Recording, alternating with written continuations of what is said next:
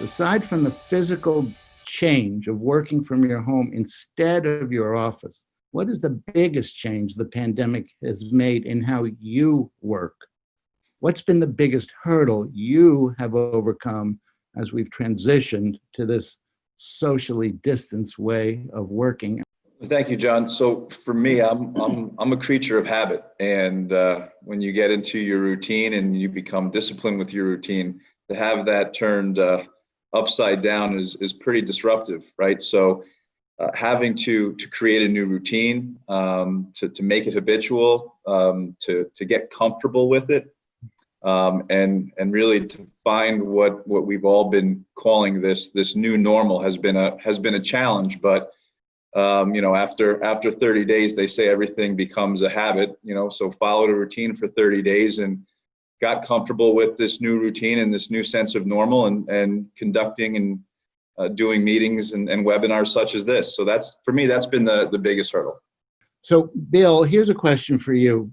Talk about how the newly remote workforce is opening companies to cybersecurity risks.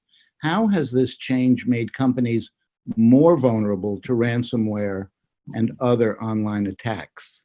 It's a great question. So if you think about it, literally overnight, from a small, medium-sized business standpoint, there were 30 million new remote workers that were generated. Talk about ripping the Band-Aid off. And so prior to COVID, there's another epidemic that has been plaguing small businesses up through enterprise businesses such as ADP, and that's ransomware. Yeah. And for a lot of these hackers, one of the biggest exploits are the users, right? Curiosity kills the cat.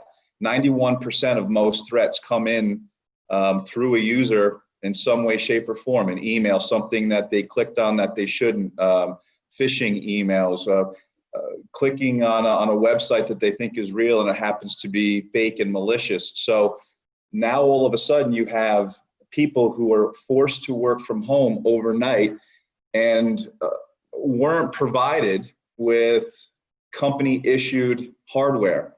So they were forced to work from home. Companies needed to get them up and running. So they allowed access that they normally wouldn't allow. So what do I mean by that? Now they're working off of home PCs that don't have enterprise grade antivirus and malware.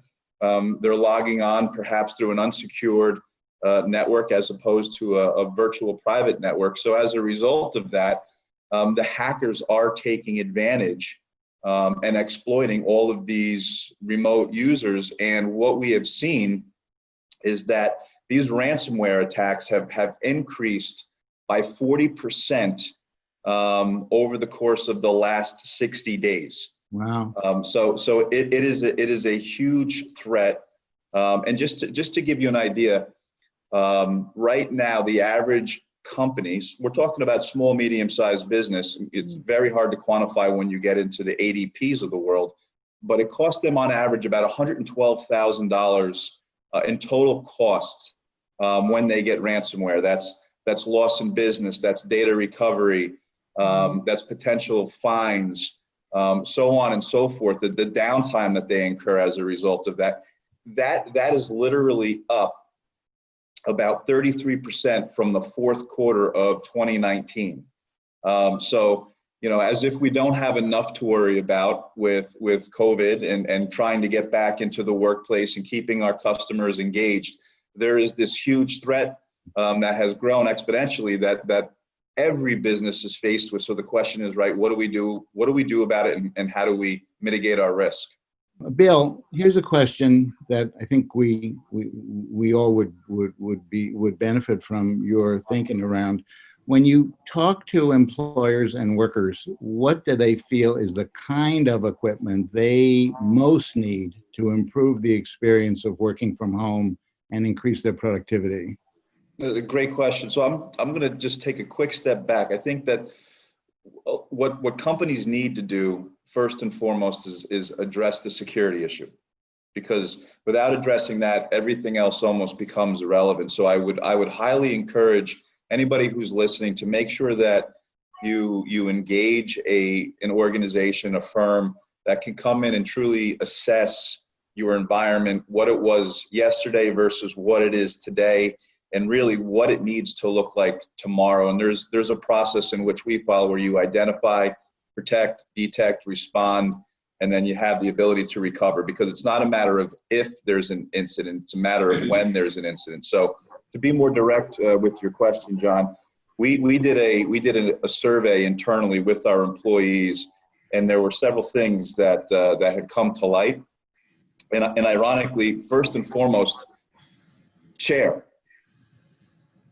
the chair. That was almost across the board. Everybody.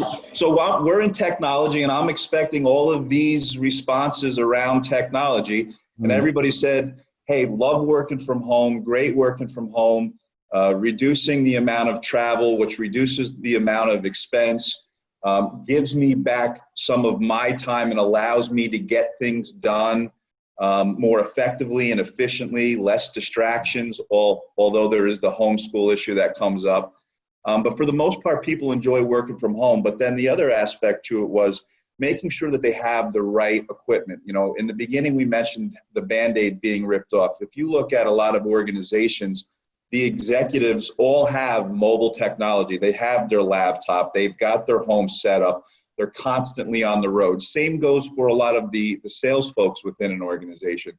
But when you all of a sudden take out the administrators, HR, AR, AP, people who are accustomed to going in and having their workspace, and then when they're done, they're done.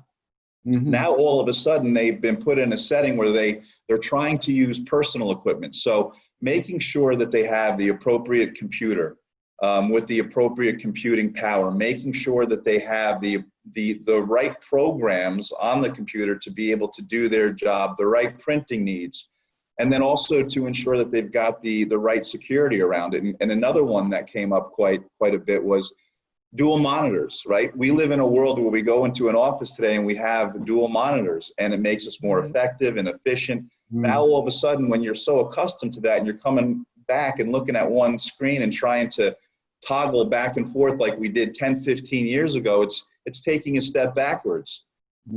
So making sure that they have the right tools, making sure that they have a comfortable chair, and checking in on them, making sure that they continue to have what they need. And it might not only be from a hardware or chair ergonomic standpoint, but also mentally. What can the company do for you? How can we help make sure that working from home is conducive for you and getting your job done? And clearly, of course, there's the security aspect, which we won't go too far in the weeds unless there's another question. But you know, one of the things that we've done internally for ourselves, and we're about to roll out also for our customers, is all of these different things we're putting in a box. We're monetizing it, if you will. So you know, all these people who are now working from home, trying to put all these different puzzle pieces together, we've put that puzzle together and we've said, hey, here you go.